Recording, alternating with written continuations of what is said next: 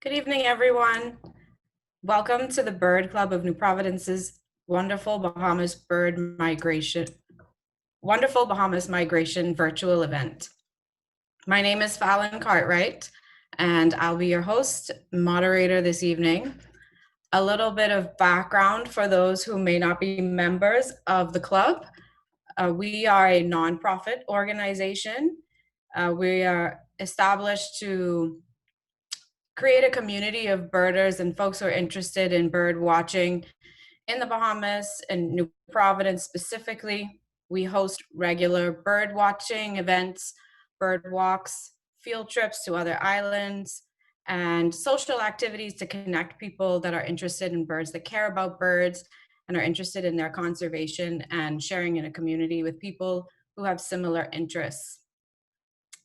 Tonight's event is in celebration of World Migratory Bird Day, which is a global bird conservation education campaign that takes place at different times, depending on where you are around the world, in May for much of North America, and for us, where migration is happening right now, in October. And this year's theme is Birds Connect Our World. The theme, and it's focused really this year on how we use technologies and tracking technologies to explore the routes of migratory birds across the globe, and then using this type of information to inform conservation. We had hoped to be able to host an in-person event and do some birding as well and some other activities as a group in person. But as we all know, COVID remains a serious concern in New Providence, in the Bahamas, and around the world. So we've had to transition to this virtual platform, but we're really excited to be able to connect with people regardless of the limitations currently. We had decided to do that prior to the lockdowns, but we have clearly made the right decision. And in keeping with the theme Birds Connect Our World, we are going to have a presentation by two of our club members, two young members who are enthusiastic birders and who have been really enjoying the migration season so far, and have been out in New Providence and paying attention to which birds have been coming our way, recording them, contributing to citizen science efforts. And we're really excited for them to share what they have been seeing and to bring that to the broader community. So our presenters are going to be Elijah Sands, who is a communications specialist and communications officer for the Bahamas National Trust, and Chris Johnson, who is a recent high school graduate, and COVID has kept him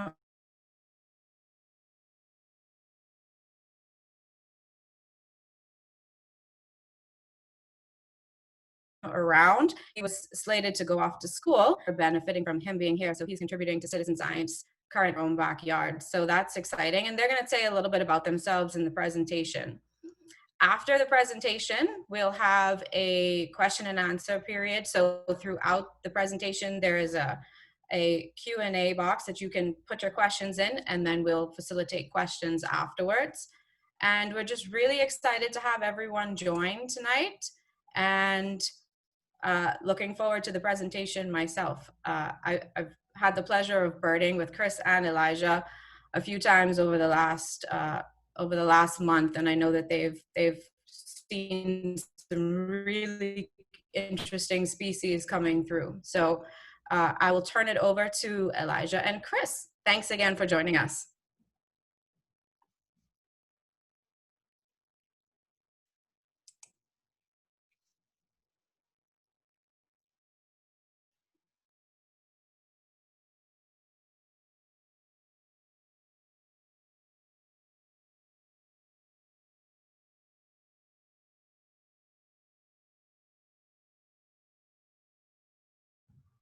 All right, thank you so much for the introduction, Fallon.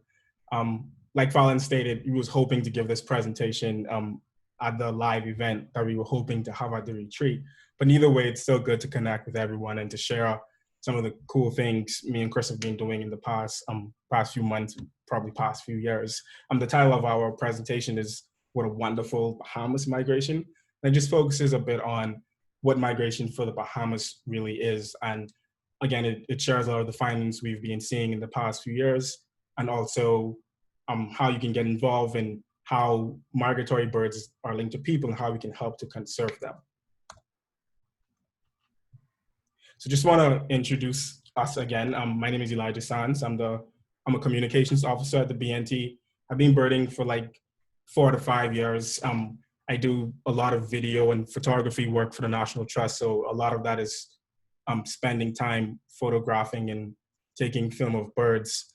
And I really enjoy bird watching as a hobby, but also I learn a lot from bird watching. And it's something that I hope to continue for a very long time.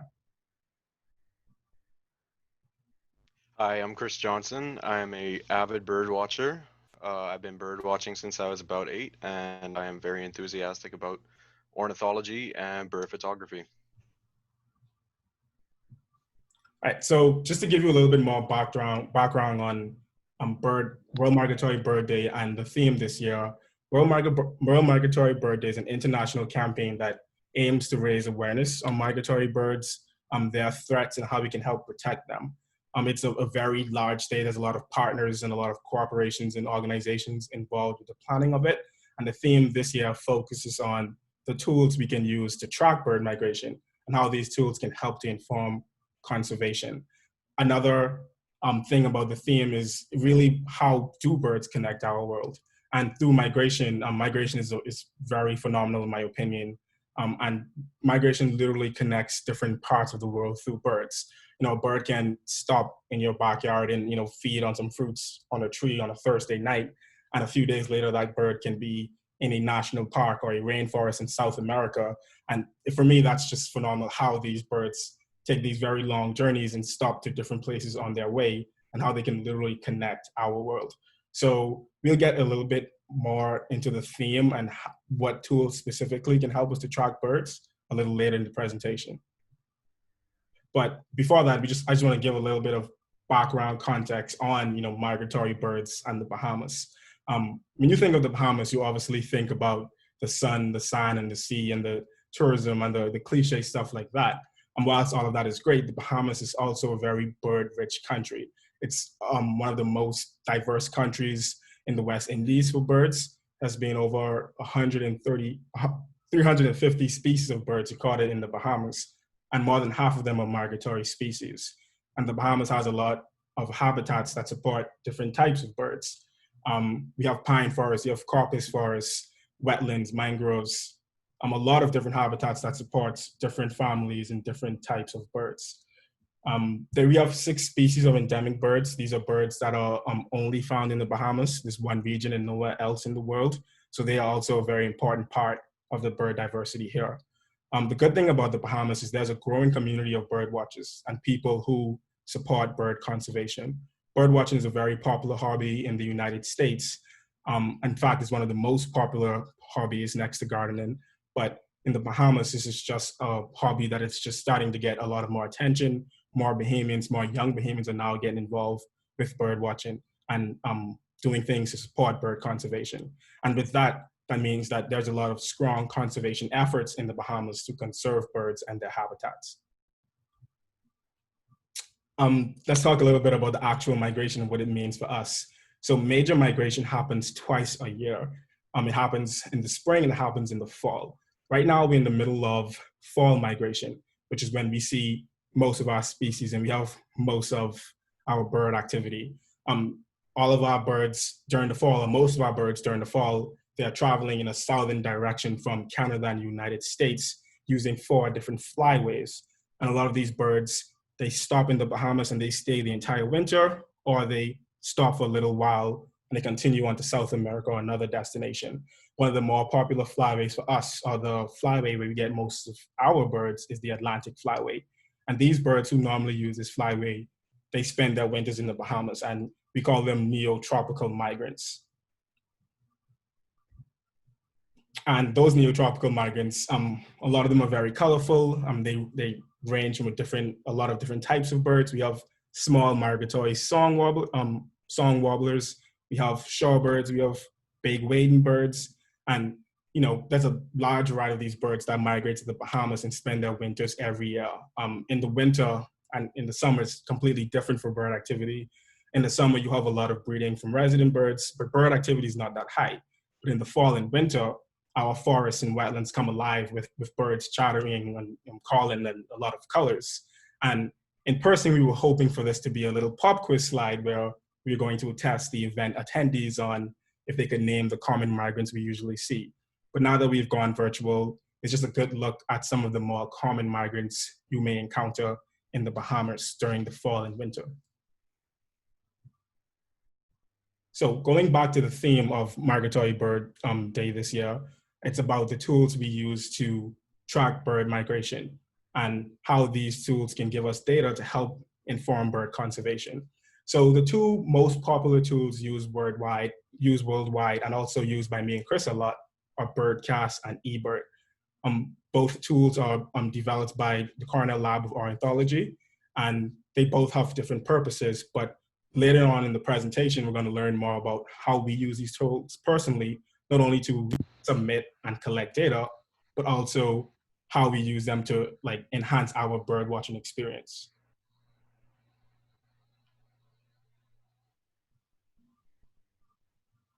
So as Elijah said, there's two tools that we use. So let's talk about the first one. The first one is BirdCast. As Elijah had mentioned, it is developed by the Cornell Lab of Ornithology, and it uses a high-tech weather radar system to detect movement of birds as they migrate back and forth throughout the United States. So the BirdCast actually shows the direction of the bird movement, bird density, and also precipitation that these birds might encounter on their journey south or north, depending on the migration. So to use this tool, you want to look for large clashes between precipitation and a large number of birds, because when you mix these two things together, you get bird fallout.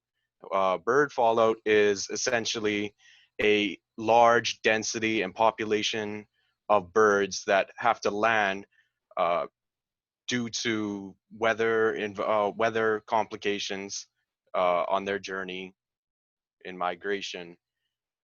So while BirdCast is only available in the US, we can still use it to predict migration activity for the Bahamas by observing what's going on, which way are they moving, is there any precipitation that will push them this way.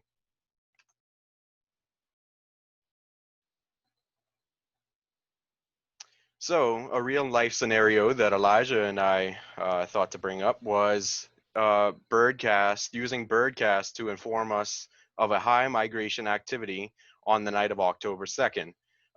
We used this data that they forecasted and watched it a little bit during the night to see how migration was going.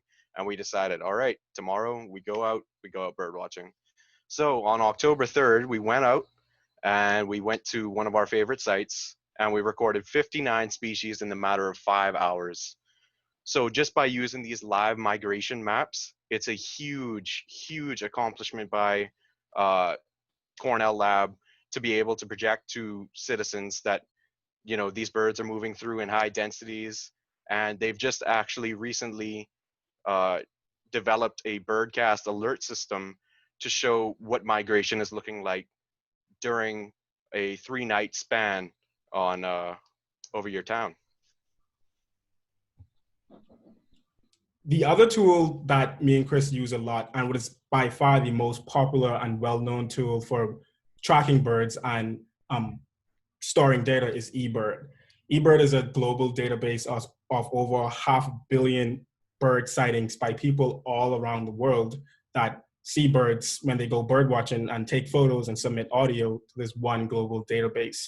We can use this data and we can figure out bird abundance, the location of these birds, and the variation of bird species. And to use this tool for bird watching, what you can do is search for a particular species. We can look at bird hotspots and historical records to determine what bird you're likely to encounter in a certain area.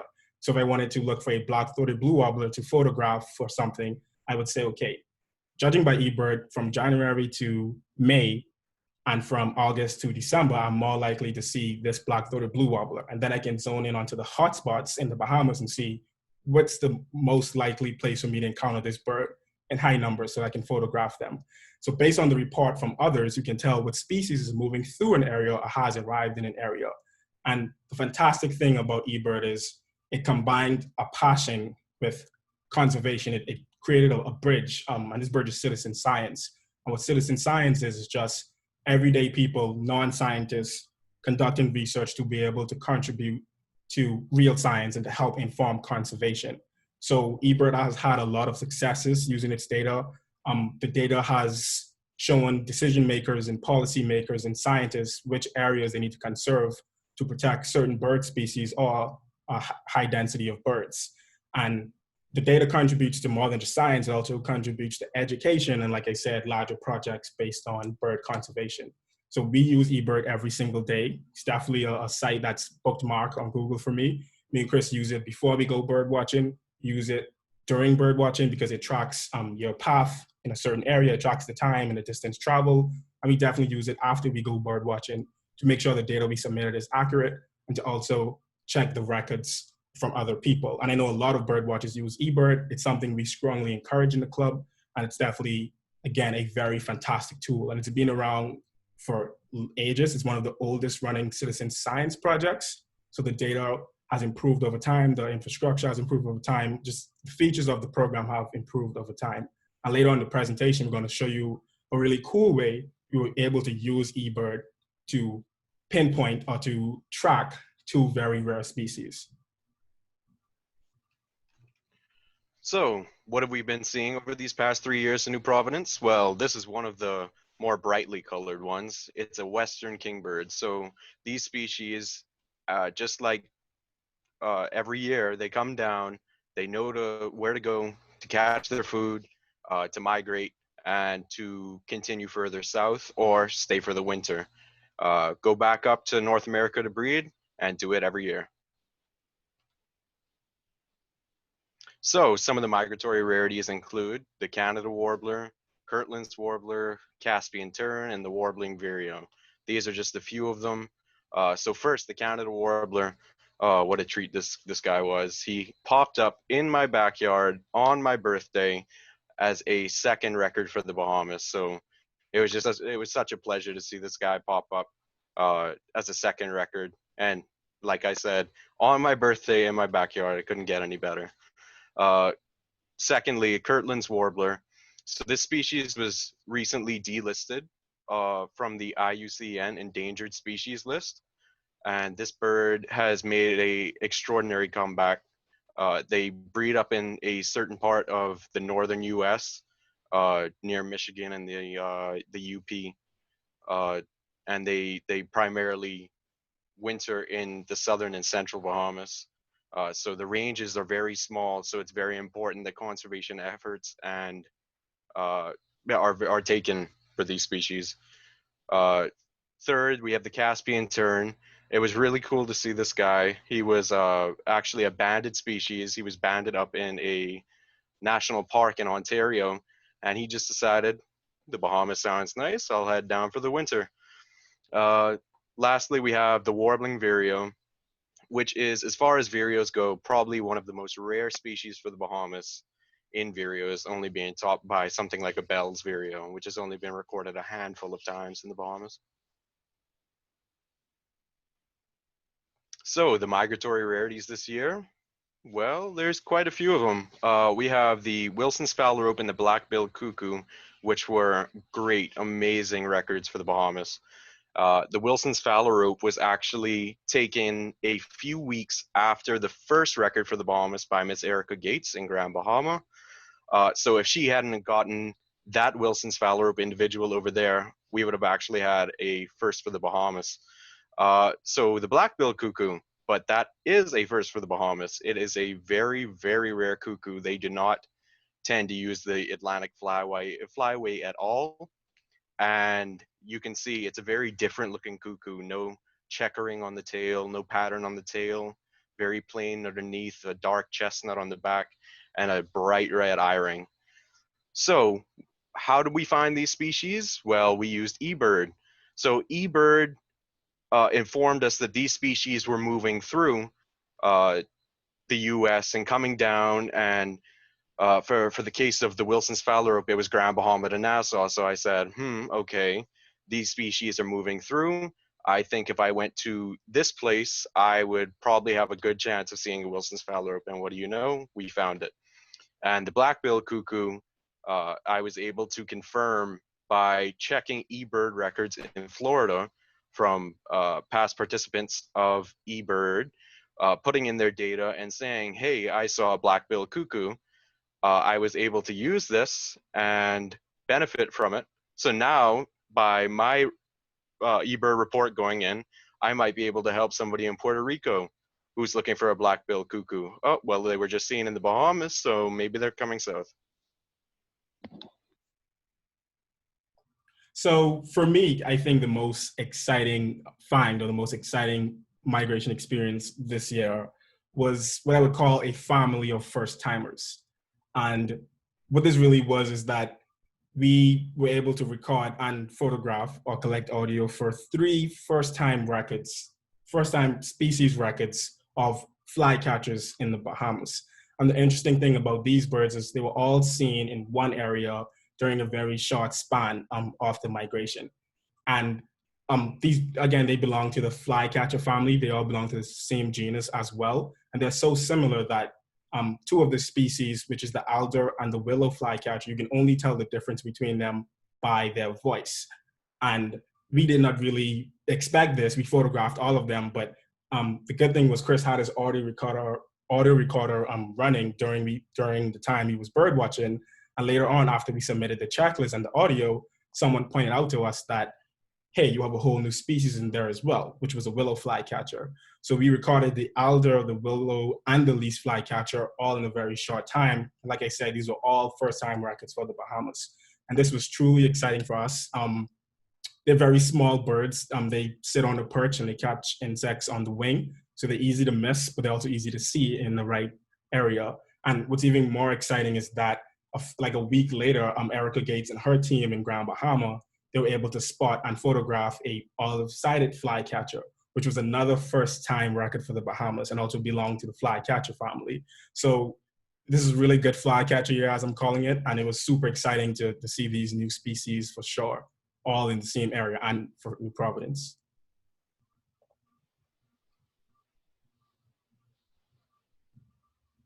So as you can see, we've seen a lot of rare species over the years. So just pointing out the few that we've seen in New Providence, that is only a small fraction of what actually comes to the Bahamas. As you can see on this slide, there are many, many rare birds. We have western kingbirds, northern pintails, wood thrushes, and so many more. Okay, so now that we've talked a bit about the rare species, we're going to talk a little bit about where we can find them and some of these really good sites, specifically on New Providence for birds. We're calling these the ultimate migration sites. And the first one we want to mention is the Blue Shark Golf Course, which is a site me and Chris frequent, and most of the rare birds we sometimes encounter here. And also it contains like almost half of the species that have been recorded in the Bahamas at some point have been seen a blue shark. But I'll let Chris talk about this some more because this is definitely his site. So as Elijah said, this is my site for sure. I'm so proud of this place and being able to go out there and just have a great day. So as Elijah had said, almost half of the recorded total species in the Bahamas have been seen at this one site in New Providence. And if you direct your attention to the right side of the screen, you'll see an eBird hotspot of blue shark showing that 155 species have been seen in New Providence, making blue shark the most active hotspot in New Providence. Some of these species include purple gallinules, eastern wood peewees, yellow-breasted chats, warbling vireos, Kirtland's warblers, eastern kingbirds, Baltimore orioles, and the huge ones, alder flycatcher, black-billed cuckoo, and so many more. So another really good migration site, another site to experience migratory birds is the Retreat Gardens on Village Road, managed by the Bahamas National Trust. This is a small 11-acre botanical garden that has a wide variety of native and also exotic plants, which means it has a lot of food resources for migratory and resident birds. This site is kind of located in the middle or the heart of the city, so it's surrounded by development, which means like a little green oasis for a lot of migratory birds, because all around it is basically development. The site also has water features and a variety of forest habitats, which contribute to a large variety of birds. And it's a fantastic place to go bird watching. The Bird Club of New Providence, we use this area a lot because it's good for any age, it's good for any experience level. It's a fantastic spot.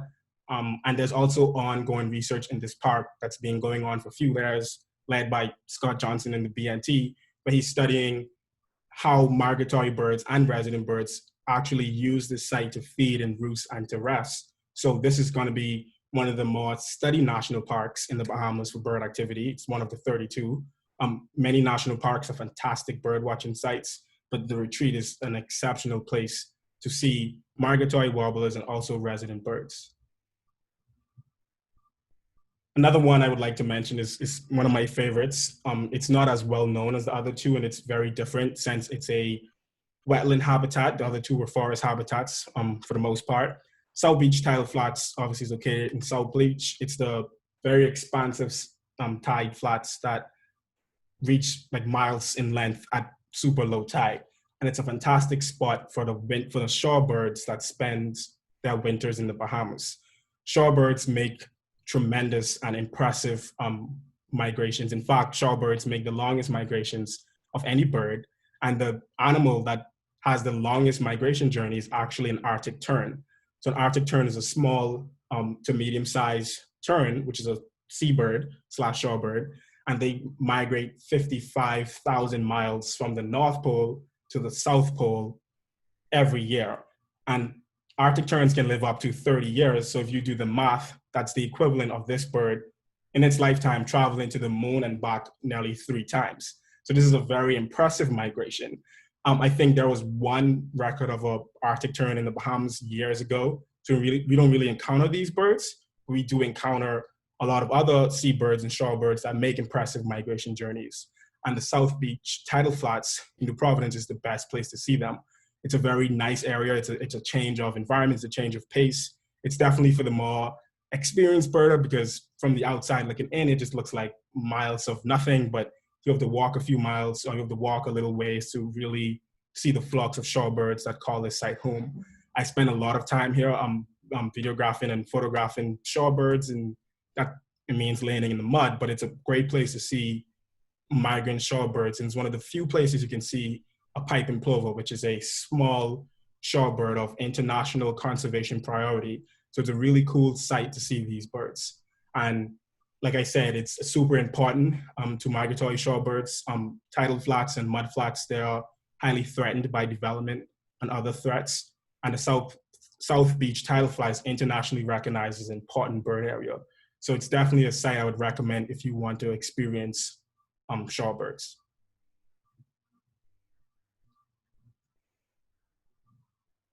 So a little project Elijah and I have been working on over the past couple of months is Nocturnal Flight Call Recording. It's exactly how it says. It's a very different approach to documenting migrating birds, and you would never guess it, but you can actually bird watch while you sleep. Well, how is this possible? Migrants from North America, they tend to migrate during the night, which is nocturnal. There's also some diurnal migration that occurs from North America down to south, but most of them actually are nocturnal. So during the night, these birds migrate to avoid the chance of being hunted, which is a strong factor in why they migrate at the night. It's also a lot cooler, and the winds may pick up a little bit in the night.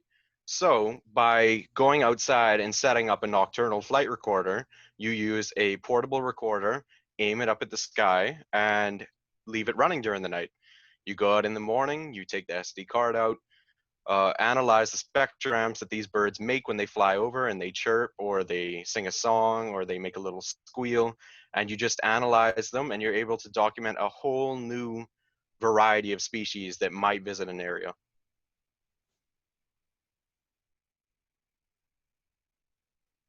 So some notable species that we've had over the past couple of weeks on our nocturnal flight recorders are listed. So we have the Antillean nighthawk, the barn owl, solitary sandpiper, prothonotary warbler, limpkin, and killdeer, just to name a few.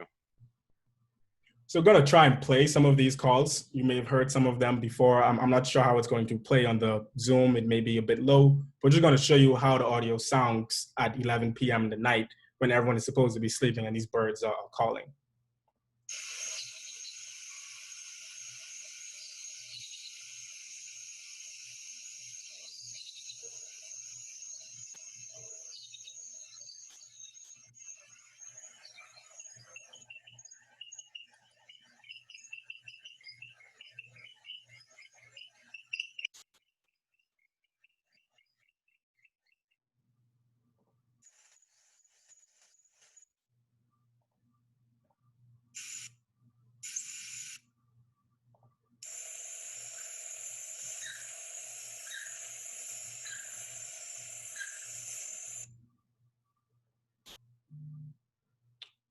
Okay, so that's some of the calls we've been capturing on the nocturnal flight recorders recently.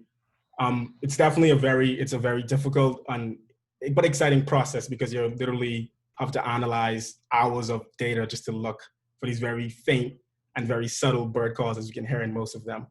So that's just some of the projects me and Chris have been undertaking, some of the things we've been doing recently over the past few months and the past few years.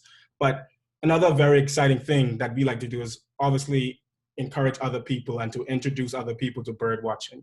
Bird watching is a very exciting hobby alone, but it's even better when you get to bird with others.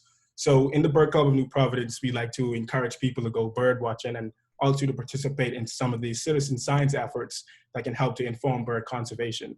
And one of the more popular ones is definitely what we call the October Big Day, something hosted by the Cornell Lab of Ornithology. And what it is 24 hours when people around the world get outside, they count birds, and they submit records to eBird for science. Last year, there was 20,000 people around the globe who participated in October Big Day. And this year, Cornell was aiming for 25,000. Me and Chris, we had been planning for months how we were going to go outside and definitely kill it in New Providence. But unfortunately, circumstances changed. So unfortunately, we won't be able to do that, this Saturday in New Providence, but we still want to encourage people to be able to go in their backyards and look for birds and to count birds and submit their information to eBird for those of us in New Providence and Abaco. And definitely for those of you who are on the other islands, you can surely go out and count birds. I know there's always a strong effort from Grand Bahama and Inagua and other islands. So we definitely want to encourage a lot of people this year to go out and count birds next Saturday. So what are we doing to conserve birds, and what can we do to help conserve birds specifically in the Bahamas? There are a lot of international organizations who do fantastic work in bird conservation. There are organizations locally who do a lot of work in bird conservation, and bird conservation is important to the entire conservation picture. One of the main ways we can help to conserve migratory birds is protecting their habitats, the key habitats these birds use to feed, to roost, and to rest. And in the Bahamas, for us, that's through the creation of national parks and protected areas. The BNT Bahamas National Trust manages 32 national parks across the country, and a lot of them were created specifically to protect key species and also to protect key habitats that contribute to the protection of key species. Another exciting way, to mention, the picture in the top right is the Jolta Keys National Park, which is an incredible natural area that protects probably the largest concentration of migratory shorebirds in the Bahamas. It's a really pretty area, and hopefully I get there this year, but it's a fantastic area. It's one of the many national parks that were created to protect important bird habitats. Another thing you can do to help support bird conservation is participate in international citizen science efforts. Like we mentioned, October Big Day is one of them. There is Migratory Bird Day, normally has a count. There's the shorebird census, the waterbird census. there's a lot of international citizen science efforts that the Bahamas can take place in to make sure we do our part to contribute to citizen science. Another thing that's definitely important is awareness. So you can help raise awareness about migratory birds and why and how we should conserve them. And of course, you can support organizations that work to protect migratory birds and their habitats. And with that, you can definitely join the Bird Club of New Providence. We've been established for 20 plus years. We're the only organization that focuses solely on the education and conservation of birds in New Providence, and definitely in the wider Bahamas. You can be a part of a very passionate community, and you can be a part of this community to learn more about birds and to learn more about bird watching. We have monthly field trips and events, including bird walks at various sites around the island, and we have a lot of family island trips and international field trips. And we're currently going through a strategic planning process to improve the structure of the club and the activities of the club to make it even better and to encourage more people to join. And the membership is only $20 annually. You can reach out to us via email, which is listed there, or reach out to us on Facebook or send any of the committee members a message after this presentation.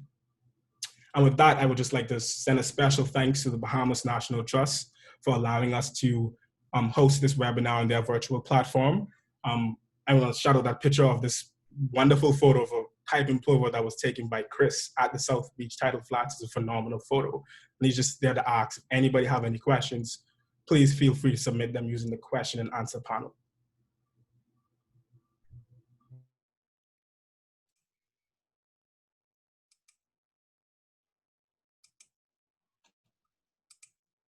Thank you, Chris and Elijah. That was fantastic. I'm sure we have a few questions. I know I have a few of my own. I don't see any. Okay, so we have one so far. Where was the Canada goose sighted? Well, that's a great question. So geese are primarily, they tend to prefer the northern Bahamas, and this one was actually seen in Freeport, Grand Bahama, earlier this year.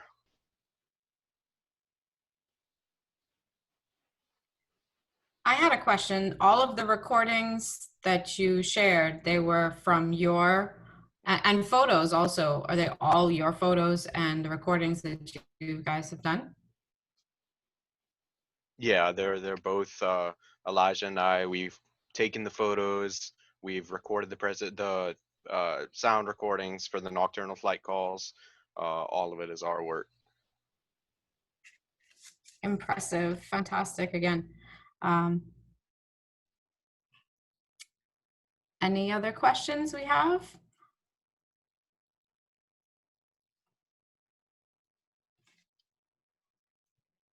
If not, I'd just like to say how proud I am of both of you. As Elijah mentioned, the committee, hold on, more. Not a question, but I want to congratulate the Bird Club of Providence for an amazing presentation. Okay, we have a question about access to the Gulf site, the Blue Shark site. What are the access issues or opportunities there? So Blue Shark is a private owned property. Previously in the past, we've been able to access it. There used to be a security there who knew we would be there for bird watching. The reason, me and Chris, we go there and we talk to some of the neighbors and the residents. We go there and we bird watch and we leave. I think Blue Shark does represent a beautiful opportunity for corporate engagement and corporate collaboration for bird conservation, whoever the owners of the course may be. I've heard it's Albany. So it's a private owned property. So at the moment, we're not prevented from going there. We just go into the course. It's overgrown, so you just obviously can't go and walk on the course. The grass is in some areas 5 feet. Chris's very reliable Jeep is able to get us around, and we're able to bird watch there. I see another question. I'm looking at the questions. I see a question from Scott Johnson. Can you name some migratory species of concern that can be found in national parks? So there are a lot of species of concern that can be found in national parks. A few of them were mentioned in this presentation. The Kirtland's warbler is certainly one of them. It's a bird that Chris mentioned has been delisted, but conservation efforts will need to continue to protect this bird. There's also the pipe and plover that's found in the Judges Keys National Park, the Andros West Side National Park, and other shore-based national parks around the country. There's also the endemic birds. All of the endemic birds, I would say, are definitely of conservation concern, such as the Bahama warbler, which was greatly affected by Hurricane Dorian and can be found in pine-based national parks in Grand Bahama and Abaco. But there are certainly many species, migratory species of concern. So the endemic birds weren't migratory species, but there are certainly many migratory species of concern that can be found in national parks. And there's golden winged warbler, there are other species of warblers and species of shorebirds and seabirds that frequent our national parks during migration. There's another question in the chat. Are trained bird guides still active in Andros and in Agua? Do you have any knowledge of that? And also, there are Bird Club committee members on the webinar as well. And so if some of these questions, if you'd like to chime in, feel free to respond. I have used some of the persons trained. We use them when we go to North Andros. So I know in North Andros, to answer Eric's question, yes, they are. I'm not so sure 100% active, but they are active, and I have used them when I have been to North Andros. I cannot answer for Nagua. So there's also, go ahead. I see another just another question in the chat. Someone's asking, how can we drop off our $20 membership? So right now, we're currently in the club, we're trying to find a new way of paying for digital memberships, especially because of COVID. So we're currently working very digitally to that to try and roll out a digital way for paying for memberships. But you can email us at birdclubnewprovidence@gmail.com, and we can arrange a physical collection, but we obviously prefer at this time a digital means of paying, so we can send you information where you can send your payment digitally. And a related question is, how do we participate in Bird Club activities? So our activities have been really limited this year because of COVID. However, again, stay connected with us. We have a Facebook page. You can email the email that was, you could put the presentation back up, Elijah, so they can have all of the information. But through Facebook or email, and get on our mailing list. And when you become a member, you'll automatically get our monthly newsletters, which give you information about the timing and location of field trips, when we're able to do those, and when we have events, and when we participate in activities that are associated with international events like Global Big Day, World Migratory Big Day, the Christmas bird count, and things like that. There is a question also about, how does weather affect fall migration, hurricanes, for example, primarily that are in the Gulf of Mexico. Sorry, yeah. And then also I had related to that, fires in the US this year. So how do we, have we observed, or we do have any understanding of how weather impacts migration? And I guess that would go to the panelists or any of the committee members that might want to address those questions. So exactly, it's touching exactly on what I mentioned earlier about fallouts, bird fallouts. So that's one of the main things that happens. So if the birds detect, this immense hurricane moving towards them, then they're going to get out of there. They're going to get out of there, and they're going to try and move to the nearest point of safety. Sometimes that being us. I remember 2 years ago when a hurricane impacted Western Florida, that we had an immense fallout of scarlet tanagers and different kinds of thrushes, Swainson's thrushes and veeries and wood thrushes, all throughout New Providence. So touching on the fire now, the fire causes immense smoke. So I don't know if you've actually seen some of the related articles from places like American Bird Conservancy, where birds were dropping out of the sky. It was actually from smoke inhalation. So smoke and fire can be very, very dangerous to birds, but in certain places, birds can also benefit from these fires, like Abaco, for example. The fires actually help to burn down some of the coppice that are under the pine trees for birds to be able to forage and move around easier. And birds like the Bahama parrot and Abaco have adapted to that by nesting in limestone sinkholes.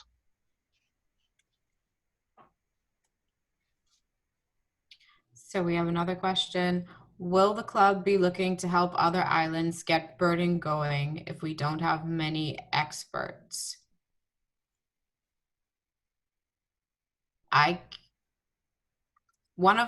So if anyone else can feel free to add to this as well, but one of the things that has come up in the strategic planning process, and thanks to everyone, I know that there are folks on the webinar who have responded to the survey where we asked for feedback about people's interests and where they thought that there was room for improvement with the club.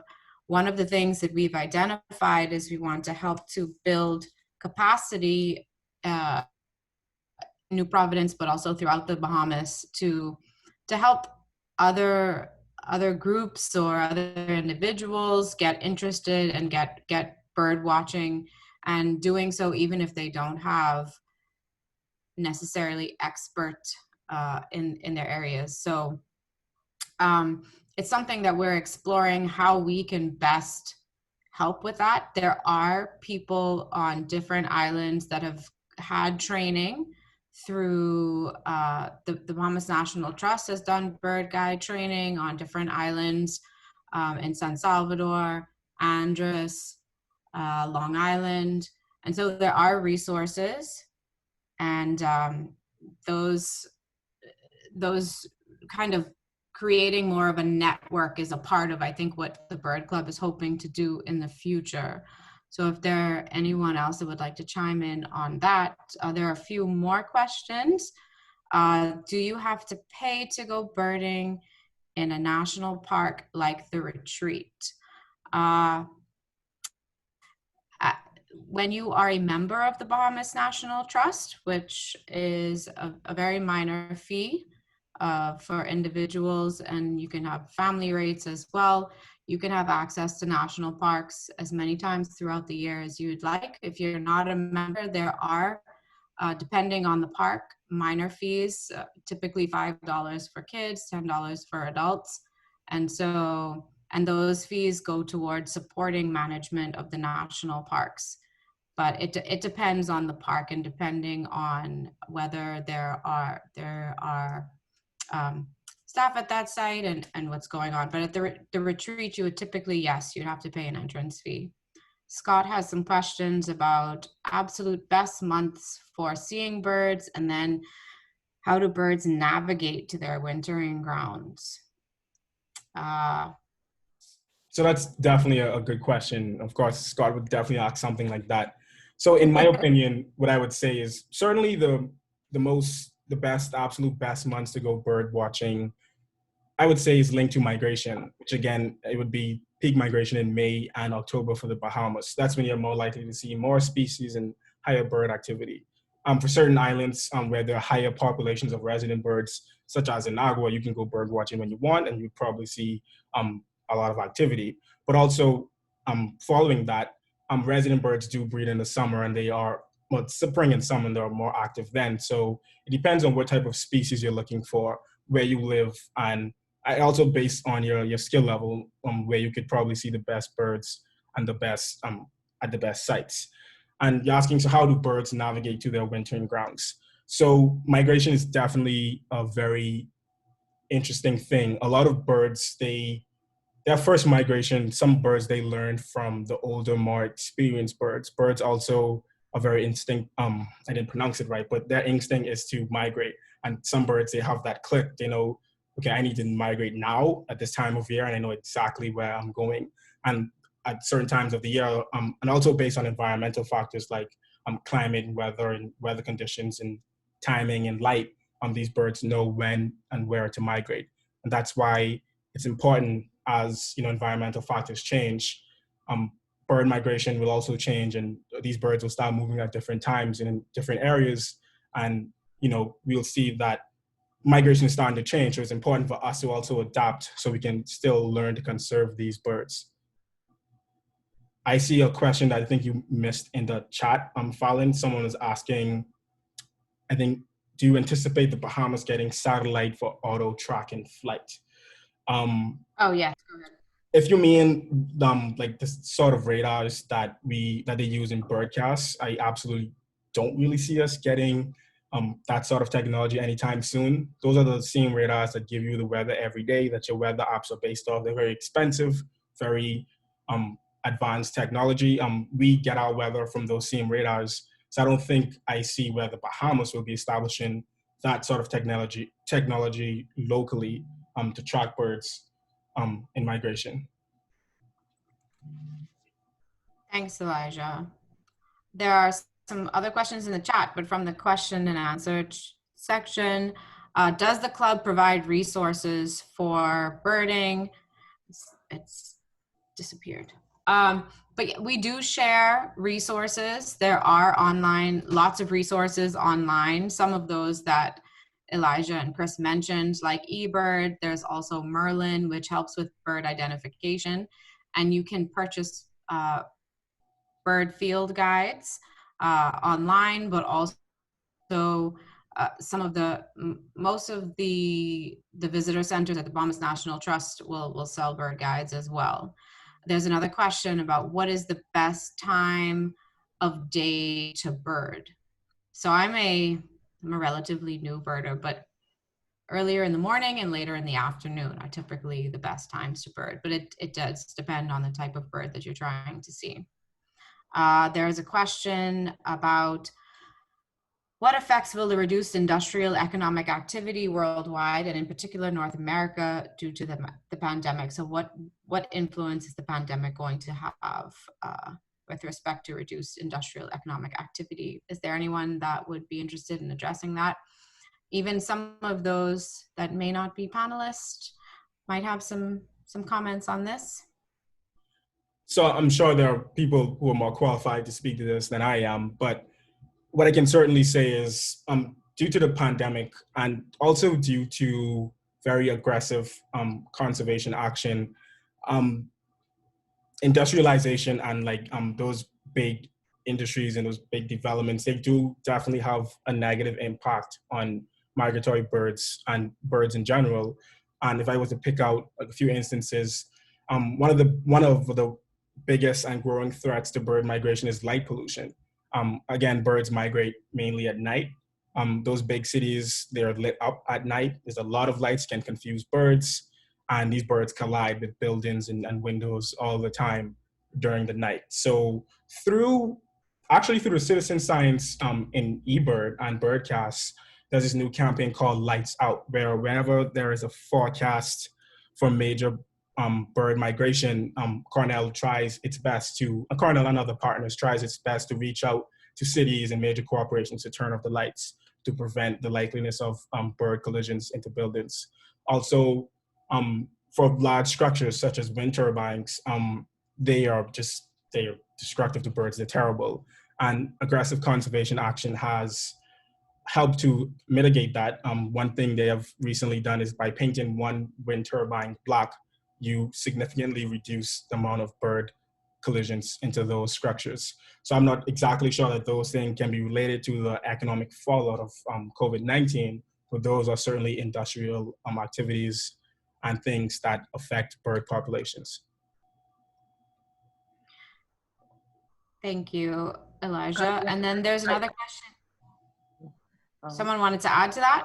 Yes, I did. I just wanted to add, as we become more and more conscious of putting in hurricane proof those in the Bahamas, most of them are coming with reflective panes, and that's very bad for birds. And my office is a good example where we've switched out and we have a lot more bird strikes. And I think we have to start to bring awareness to that. And I have even actually talked to the window company in this regard. Of course, they say they come from China and who cares? It's just another bird. But no, it's important. And I think we may have to start to bring awareness to that because more and more people are switching out to hurricane-proof windows and more of them are coming with the reflective panes, which makes it terrible for birds actually. And that feeds into another question that has come up. What other ways can a person help migratory and residence birds?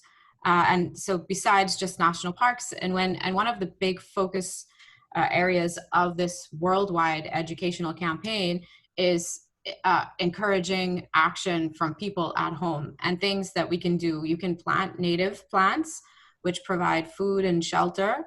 So instead of doing lawns or entirely ornamental species within your gardens, you can plant natives and provide more shelter and more food for birds. Unfortunately, we love cats, but cats are a huge predator of birds and a significant part of loss of bird diversity and populations around the world. So keep your cats inside. And what Marissa was talking about, make your windows visible because bird strikes are a big part of loss of birds during migration and even residence birds. And then also reducing plastic use. The Bahamas has implemented new legislation to reduce plastics use in the Bahamas, but supporting that legislation and limiting the use of plastic and the amount of plastic that ends up in the environment. Those are some of the simple ways that people at home can help to conserve and support bird conservation at home. Have I missed any questions in the chat? There's one question on Facebook. Someone's asking, will this be available after the live stream? Yeah, so the webinar is being recorded. It'll be on our Facebook page after, it's on BNT's Facebook page as well, Bahamas National Trust and Bird Co of Providence. And we'll also edit this presentation and make it available to all the attendees. We'll mail it out afterwards. All right. Awesome. Well, if there are no other questions, I think we will wrap up. That takes us to just about an hour. Chris and Elijah, thank you for your presentation. And I think it was, agree, Eric just put in the chat, exceptional. I think you guys, your enthusiasm and your passion for birds, it came through, and clearly you put a lot of effort into it, and we really appreciate it. Thank you to everyone who has attended, all the committee members who've been doing strategic planning over all of the lockdowns since March. We look forward to be able to connect in the future with all of the members and prospective members, and to really grow the club and bring more awareness to not just migratory birds in the Bahamas, but all of the resident species, the endemic species, because they do truly connect us, and that's really special. So thank you everyone for joining